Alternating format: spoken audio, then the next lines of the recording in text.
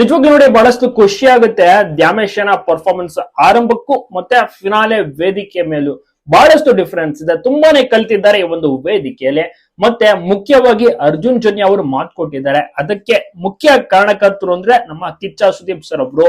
ಹೌದು, grand ಫಿನಾಲೆಗೂ ಮುನ್ನೆ Sudeep sir ಅವರು invite ಮಾಡಿರ್ತಾರೆ ಫೈನಲಿಸ್ಟ್ ನ. ದ್ಯಾಮೇಶ್ ಕೂಡ ಸುದೀಪ್ ಸರ್ ಅವರ ಮನೆಗೆ ಫಸ್ಟ್ ಟೈಮ್ ಹೋಗ್ತಾನೆ. ನಿಜಕ್ಕೂ ಕೂಡ ಅದೃಷ್ಟ ಅಲ್ವಾ? ಇಂಥ ಅದೃಷ್ಟ ಯಾರಿಗೂ ಕೂಡ ಸಿಗೋದಿಲ್ಲ.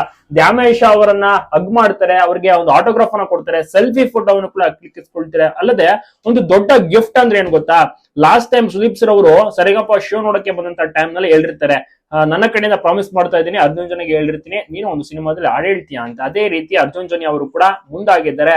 ಈಗ ಫಿನಾಲೆ ಕೂಡ ಮುಗ್ದಾಯ್ತು. ದ್ಯಾಮೇಶ್ಗೆ ಒಂದು ಸಾಂಗ್ ಅನ್ನು ಕೂಡ ರೆಡಿ ಮಾಡಿ ಆಡೋಕೆ ತಯಾರಿಯನ್ನು ಕೂಡ ಮಾಡ್ತಾ ಇದ್ದಾರೆ. ಅತಿ ಶೀಘ್ರದಲ್ಲೇ ದ್ಯಾಮೇಶ್ ಕೂಡ ಸೂಪರ್ ಆಗಿರುವಂತ ಒಂದು ಮೊದಲ ಸಾಂಗ್ ಅನ್ನು ಕೂಡ ಆಡ್ತಾರೆ. ಚಿತ್ರರಂಗಕ್ಕೆ ಪಾದಾರ್ಪಣೆ ಕೂಡ ಮಾಡ್ತಾ ಇದ್ದಾರೆ. ಒಂದು ಫಿಲ್ಮ್ ಸಾಂಗ್ ಅನ್ನು ಆಡೋಕೆ ರೆಡಿ ಆಗಿದ್ದಾರೆ ದ್ಯಾಮೇಶ್. ಅದು ಅವಕಾಶವನ್ನ ಕಲ್ಪಿಸಿಕೊಟ್ಟವರು ದೊಡ್ಡ ಗಿಫ್ಟ್ ಅಂದ್ರೆ ಅದುವೇ ಕಿಚ್ಚ ಸುದೀಪ್ ಸರ್ ಅವರು.